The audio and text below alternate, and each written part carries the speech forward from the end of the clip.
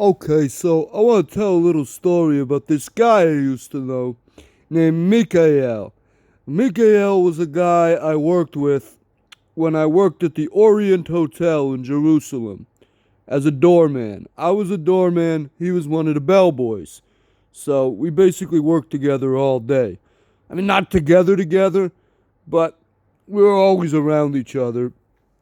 Unfortunately, because this guy was one of the creepiest, weirdest guys I've ever met in my life.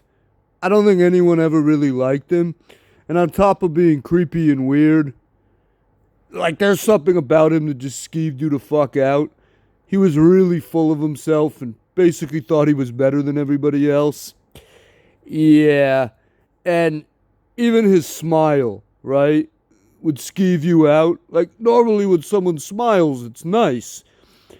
But he had one of these weird, like, psycho smiles where you just want to punch him in the face. Like, stop fucking smiling like that. I don't like it.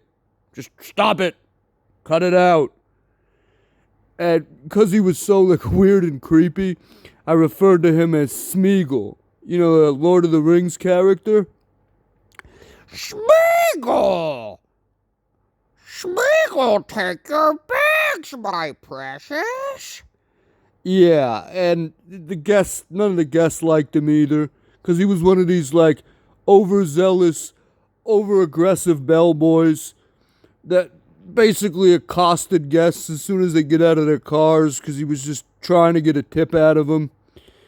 I don't know how that was supposed to work, but yeah, this was his thing, right? Like, some guy would have, like, a suitcase, like a little bag that weighed 3 pounds, like a grown man carrying a 3-pound piece of luggage. I think he's got it. And fucking Smeagol would run up to the guy, trying to grab it out of his hand. And the guy's like, I got it, really, I got it. I'll get to take it, my precious. I got it. Leave me the fuck alone. And he would do this all the time. And, yeah.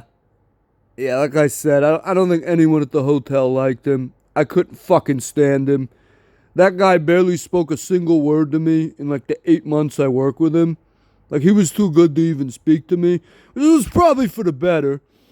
But yeah. And eventually like everybody got tired of him. Guests kept complaining because of what I said.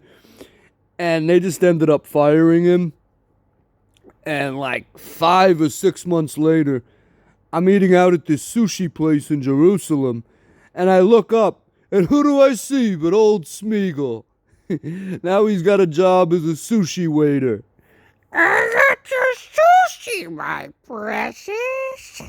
The sushi in the ring. And, I was there for probably 45 minutes at least, an hour. And he must have walked by my table about 200 times.